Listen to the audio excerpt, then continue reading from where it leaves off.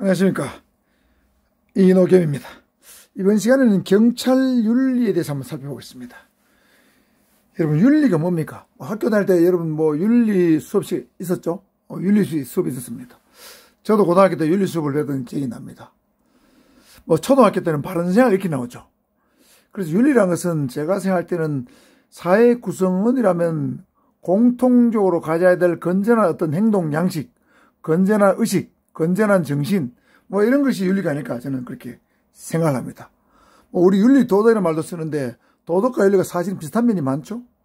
도덕은 약간 내면성이 강하고 또 우리 법률이라는 것은 외면성이 강한데 사람의 드러난 행동을 규율하는 것이고 도덕은 약 사람의 내면의 세계, 양심 세계를 규율하는데 윤리와 도덕은 비슷하지만 윤리는 도덕적인 측면에 약간 법적인 어떤 색채가 가미된 규범성이 조금 더 강화된 것이 윤리가 아니냐 저는 그렇게 생각을 해봅니다. 그래서 우리 옛날에는 삼강오륜하는 게 배웠죠. 우리 유교의 전통적인 어떤 원칙 중에서 삼강오륜이 있었죠. 그 중에서 오륜 5가지 윤리가 있었습니다. 참고로 보면 5가지 윤리는 부자, 유친, 군신, 유의, 부부, 유별, 장유, 유서, 붕우, 유신인데 여러분 부자, 유친은 아버지와 아들은 글자 그대로 친할 친자, 친밀함이 있어야 된다. 그래서 애가 좀 크면은 아버지와 같이 목욕탕도 가면서 이렇게 부자 간의 어떤 친밀함을 도모하기 위해서 그런 행위도 좀 하죠. 그래서 너무 엄한 아버지 모습보다는 좀 자상하고 친밀한 아버지 모습도 필요하다. 유교에서 이런 걸 강조했어요. 군신, 임금과 신하 간에는 의리가 있어야 된다. 의로움이 있어야 된다는 거죠. 군주를 배신하는 신하, 이거는 낙인이 찍혔죠. 아주 배신자로 낙인이 찍혔죠. 또 신하를 배신한 군주, 이런 것도 올바르지 못할 것 같아요.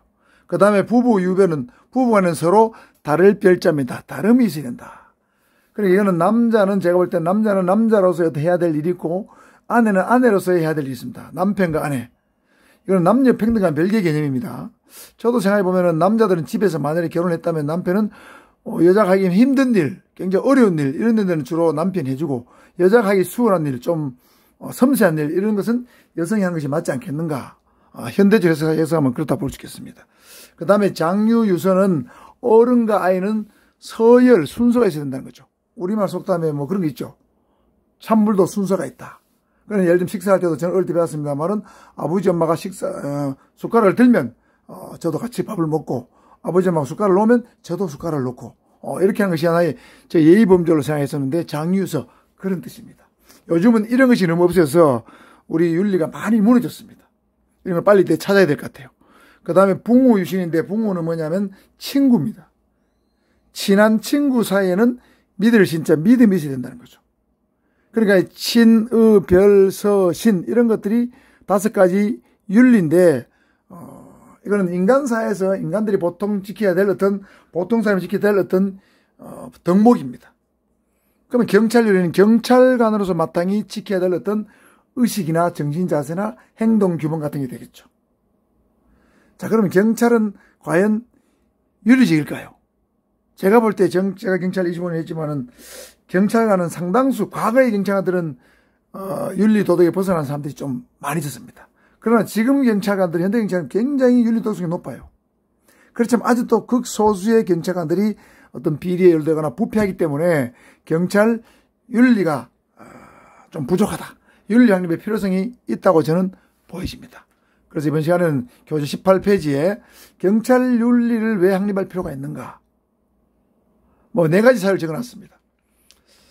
여러 가지 이유가 있겠지만 첫 번째 경찰 윤리 확립의 필요성은 재량에 의한 경찰권 행사가 많다는 거죠. 즉 경찰권을 행사할 때는 재량이 많다는 거예요. 의무적으로 반드시 단속하거나 규제해야 되는 것보다도 재량에 의한 경찰 행사가 많다는 거죠. 예를 들면 볼까요? 경량교통법규 위반 행위는 경찰관이 단속을 해도 되고 안 해도 됩니다. 이건 자유재량이라 불러요. 예를 들면 중앙선 침범을 했다. 단속해도 되고 안 해도 됩니다. 신호위반을 했다. 단속해도 되고 안 해도 됩니다. 무단횡단을 한다. 단속해도 되고 안 해도 됩니다. 단속 안 한다 해서 직무유기가 되지 않습니다. 행정법상으로 자유재량행위라 불러요. 경비안법규 위반은 재량이 많습니다.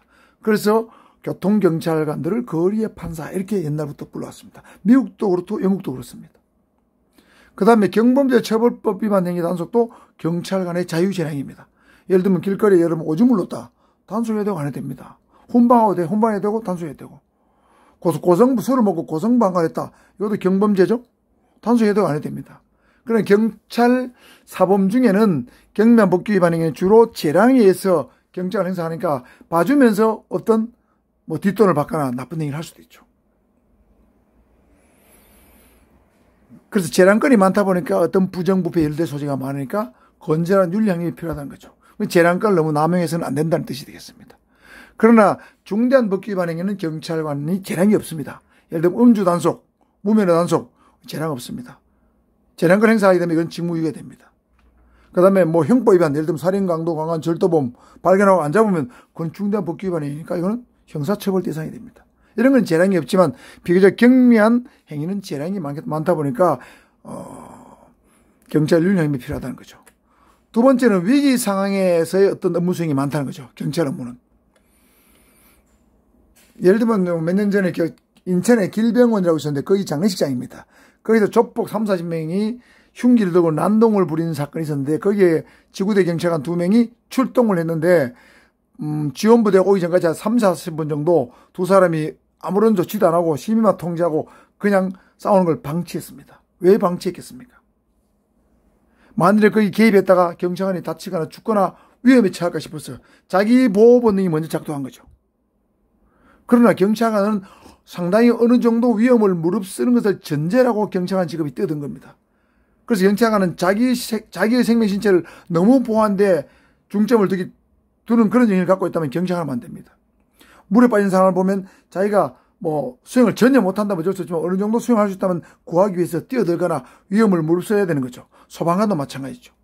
그리고 위기 상황에서 업무 수행을 해야 되는데 자기가 죽을까 두려워해서 다칠까 두려워해서 업무 수행에 소극적이라면 경찰 윤리 정신이 부족한 거죠.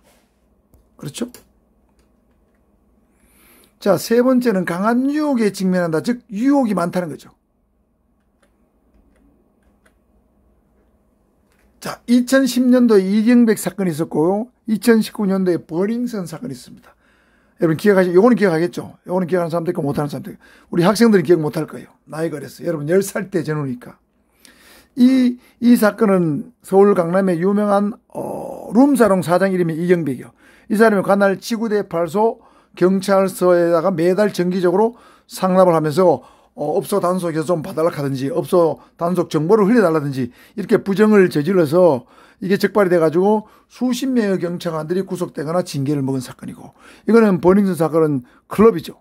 이 클럽에 업주하고 경찰관이 유착이 돼가지고 돈을 받아먹고 그러면서 폭행 피해자가 발생했는데 이 사건에서 피해자를 가해자로 몰면서 봐주려고 하다가 많은 사람이 걸려서 구속되고 또 징계를 먹은 그런 사건이죠. 그러니까 이게 예를 들면 블루 오락실, 룸사롱, 단란주점, 성매매부서, 클럽 이런 것들을 단속하다 보면 여기 워낙 돈이 많이 벌 이건이 걸리니까 경찰관들 이런저런 방법으로 매수하려고 덤벼듭니다. 그 강한 유혹이 존재합니다. 제가 경찰관 할 때 초창기 80년대 후반 90년대 이때만 해도 유혹이 굉장히 많았어요. 2000년대 넘어가면서 교통경찰관들이 길거리에서 돈을 받는 게 없었습니다. 경찰관의 보수가 현실화되면서 제가 경찰대학을 졸업했지만 제 기본급이 100만 원이 넘은 게 한 98년도 99년도쯤 됐어요. 85년도에 제가 경위 1호봉이었는데 17만 4천을 받은 기억이 납니다. 근데 그 기본급이 100만 원 넘은 것이 98년도가 99년도 됐습니다. 정말 공무원 보수, 경찰관 보수 짰습니다. 그러니까 이게 유혹에서 정말 과감히 뿌리치기가 쉽지 않은 시대를 살았습니다. 지금은 유혹에도 안 받죠. 경찰은 건드리지 않습니다. 이런 유혹이 많다 보니까 경찰관은 어떤 건전한 윤리행위 필요하다는 거죠. 그 다음 네 번째입니다. 조직 내부 규범에 대한 동조 압력이 강하다. 이게 무슨 말일까요? 내부 규범에 대한 동조 압력. 예를 들면 조직 내부적으로 경찰 내부적으로 오랫동안 관행적으로 부패한 어떤 관행이 있었다. 업소로부터 정기적으로 상납금을 받았다든가 나쁜 짓을 해왔다. 금품비를 얻어왔다. 술을 얻어먹었다. 음식을 얻어먹었다. 그런 규범이 있는데 내부 나쁜 규범이죠.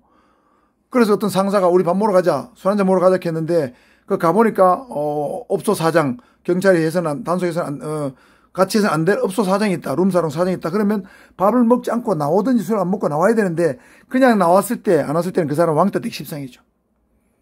이게 그겁니다. 조직이 아예 나쁜 내부 규범이 있다면 거기에 같이 어울려서 같이 범죄자가 되기를 바라는 무언의 압력이 있는 거죠. 이걸 뿌리치고 나갔을 때 과연 직장생활, 조직생활을 제대로 할 수 있겠는가? 쉽지 않다는 거죠. 다시 말해서 동료의 비리나 상사의 비리를 고발하는 것이 현실적으로는 분명히 해야 되지만 어렵다는 거죠. 이런 4가지 이유로 경찰관은 건전한 윤리 확립이 필요하다는 것입니다. 자, 그래서 이번 시간에는 윤리란 무엇이고 경찰 윤리 확립은 왜 필요한가에 대해서 4가지에 걸쳐서 한번 살펴보았습니다. 자, 이상입니다.